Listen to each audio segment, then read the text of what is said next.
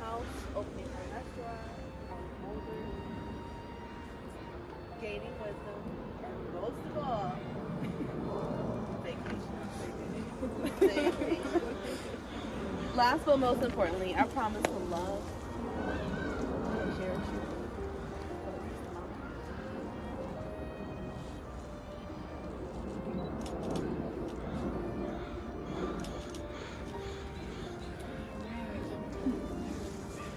Okay, bear with me. Okay. Whew. Tanea, my best friend, my teammate, my partner, my everything. You are such a beautiful spirit, inside and out. You are gentle, so strong and enduring. You are generous and willing to see the good in everyone around you.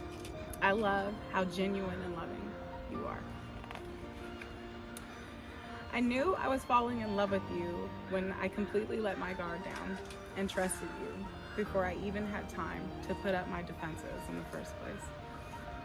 You made me so completely myself, and I felt so unjudged. All of my flaws weren't flaws anymore. Suddenly, they have become more reasons to love myself deeply. Your love taught and inspired me to love myself